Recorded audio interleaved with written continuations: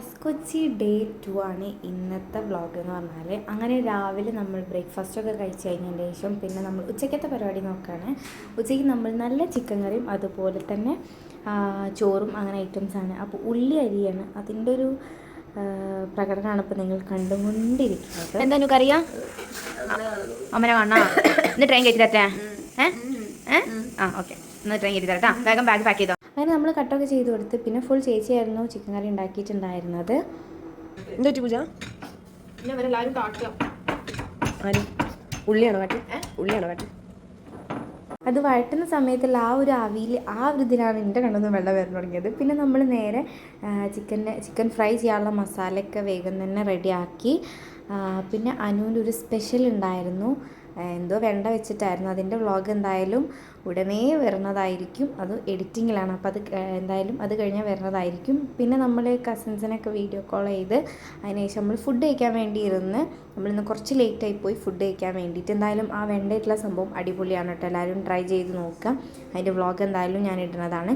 അതിനുശേഷം പിന്നെ നമ്മളൊന്ന് പുറത്ത് പോയിട്ടുണ്ടായിരുന്നു, അതിൻ്റെ വീഡിയോ സെപ്പറേറ്റ് ആയിട്ടുണ്ട്. അപ്പോൾ പുറത്ത് പോകുന്ന എല്ലാ വീഡിയോസും നമ്മൾ സെപ്പറേറ്റ് ആയിട്ടാട്ടോ ഇടുന്നത്, ഒരു വീഡിയോയിൽ തന്നെ നമുക്കത് കൊള്ളണില്ല.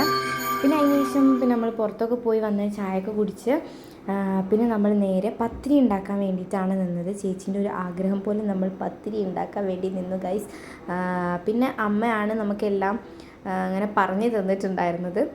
നമ്മൾ ആദ്യം വിചാരിച്ച് കൊളായി എന്നുള്ളത്, പിന്നെ അത് റെഡി ആക്കി എടുത്തു. അങ്ങനെ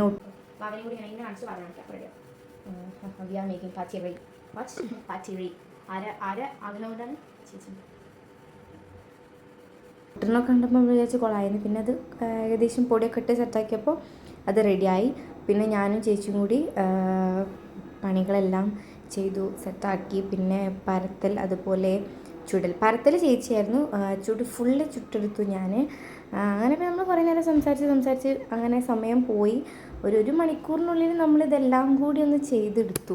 ഫസ്റ്റ് ടൈമാണ് ഞങ്ങൾ പത്തിരി ഉണ്ടാക്കുന്നത്.